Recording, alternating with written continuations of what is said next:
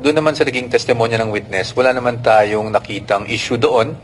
Wala namang questionable, wala namang damaging na nailabas ang ating witness. At regular lang naman na yung witness ay nag-identify ng mga cheque at hindi naman natin kino-question yun. So, I didn't want to prolong the proceedings and, be petty by asking questions pa kung hindi naman kinakailangan. Sa first witness, hindi po kayo nag-cross-examination. Is it part of your legal strategy or talaga nakikita niyo lang na hindi na kailangan mag-cross-examine? Well, sa totoo lang, it wasn't really on the legal strategy side. It was more of, doon naman sa naging testimonya ng witness, wala naman tayong nakitang issue doon. Wala namang questionable, wala namang damaging na nailabas ang ating witness. At regular lang naman na yung witness ay nag-identify ng mga cheque at hindi naman natin kino-question yun. So, I didn't want to prolong the proceedings and, be petty by asking questions pa kung hindi naman kinakailangan. Sir, speaking of cross-examination, may cross-examine po on the second. May isa kasi term, may mga terms kasi na na-floated, yung unusual, saka yung isa pa. Bakit hindi po kayo nag-cross-examine on those terms? Well, kasi yung unusual para sa akin, that's the opinion nung bank manager. I don't see how it will affect the case. Hindi naman siya matter at issue dito. Hindi naman kine-question yung validity noong encashment, diba? So, I thought it was petty, no? For us to even dwell on that.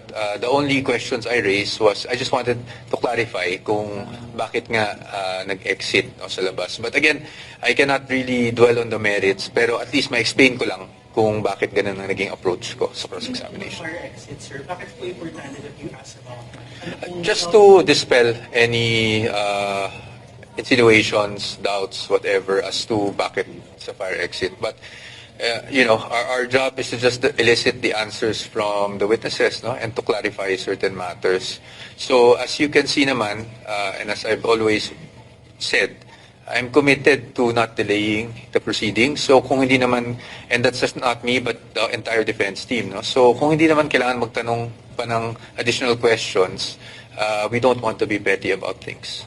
Attorney, kung naging mabilis kayo ng proceeding, wala ang next, Opo. paano yan? Mas magiging matindi na ba ang mga tanungan at cross-examination? Sa amin naman po, hanggat makakaya, kung pwede namang hindi na questionin ng mga bagay-bagay in terms of official documents, etc., hindi na ko rin naman po gagawin, hindi na nang gagawin ng defense team. Pero, syempre, mas masalimuot pagdating sa COA because I'm sure mas maraming tanong din ang may lalabas ng prosecution ukol dyan, no, to make their case. At syempre tayo, we will also have to react accordingly. But I'm still hoping na hindi na tayo ganun kahaba. No? It will depend on how the proceedings go. But what I can say is kung hindi naman kinakailangan, hindi na rin namin masyadong hihimayin pa para naman hindi tayo petty. Para lang po maintindihan siguro ng publiko kasi hindi kayo nag-cross-examine sa unusual. So, what you do not accept, you do not agree that this is an unusual transaction na nangyari? Hindi naman po sa we do not agree. That is the opinion kasi of the bank manager based on her experience. So sa atin, kung yun ang opinion niya, yun ang opinion niya. But that doesn't change anything or that does not put anything at issue dito sa case.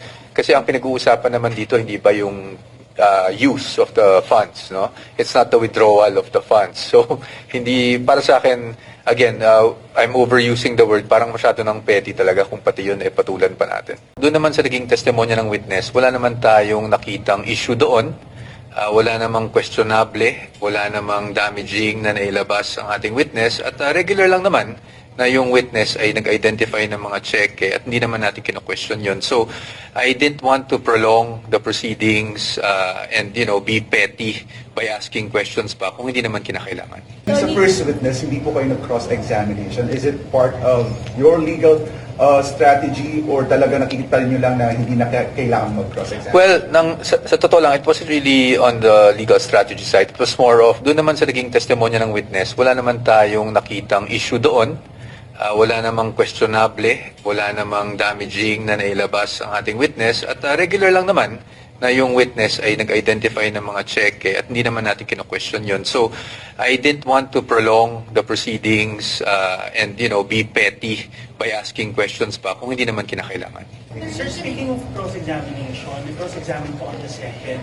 May isa kasi term, may mga terms kasi na na-floated, yung unusual, saka yung isa pa. Bakit hindi po kayo nag-cross-examine on those terms? Well, kasi yung unusual para sa akin, that's the opinion nung bank manager. I don't see how it will affect the case. Hindi naman siya matter at issue dito. Hindi naman kine-question yung validity noong encashment, diba? So, I thought it was petty, no? For us to even dwell on that.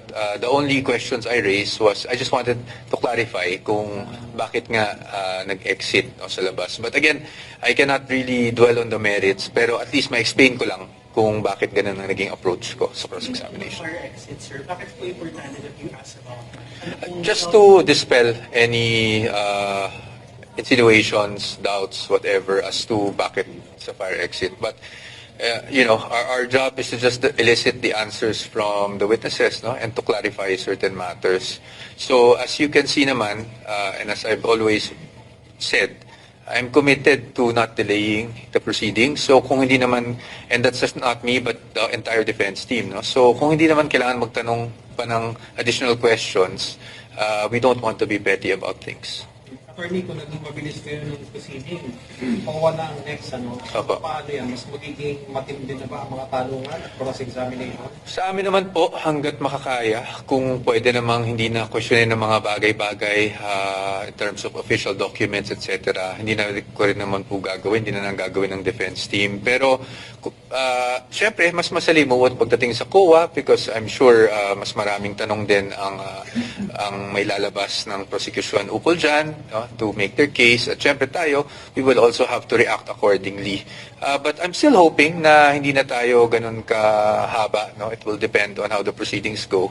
But what I can say is kung hindi naman kinakailangan, hindi na rin namin masyadong hihimayin pa para naman hindi tayo petty.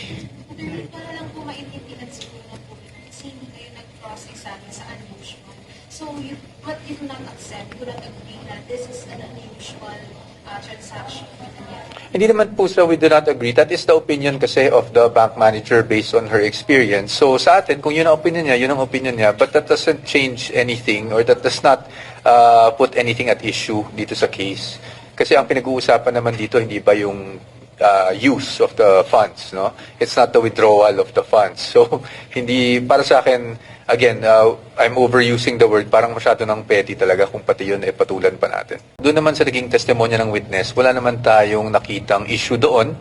Wala namang questionable, wala namang damaging na nailabas ang ating witness at regular lang naman na yung witness ay nag-identify ng mga cheque at hindi naman natin kino-question yun. So, I didn't want to prolong the proceedings and, be petty by asking questions pa kung hindi naman kinakailangan.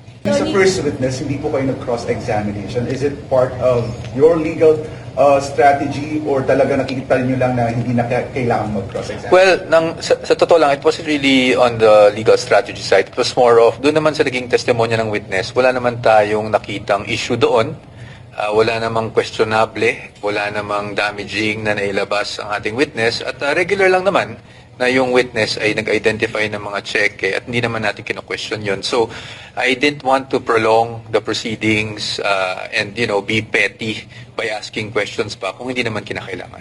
Sir, speaking of cross-examination, may cross-examine po on the second.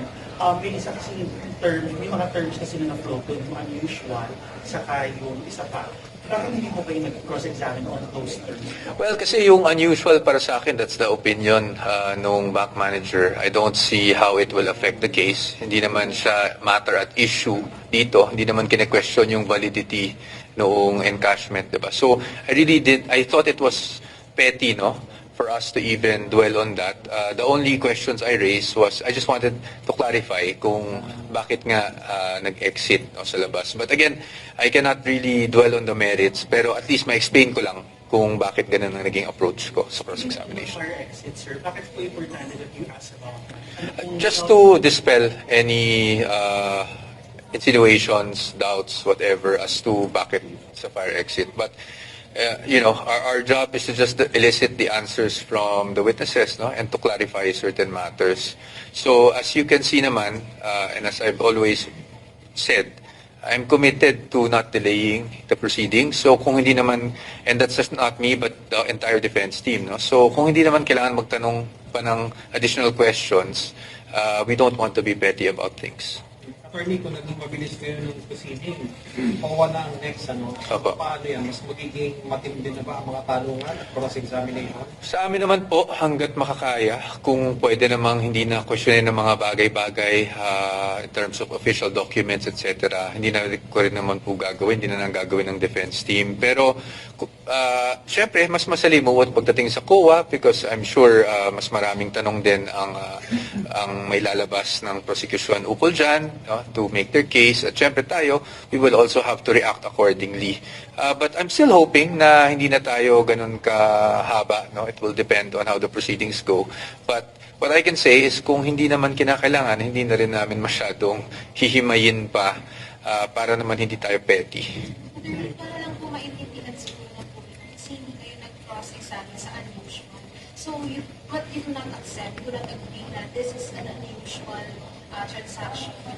Hindi naman po sa we do not agree. That is the opinion kasi of the bank manager based on her experience. So sa atin, kung yun ang opinion niya, yun ang opinion niya. But that doesn't change anything or that does not put anything at issue dito sa case. Kasi ang pinag-uusapan naman dito, hindi ba yung use of the funds, no? It's not the withdrawal of the funds. So hindi, para sa akin, again, I'm overusing the word, parang masyado ng petty talaga kung pati yun patulan pa natin.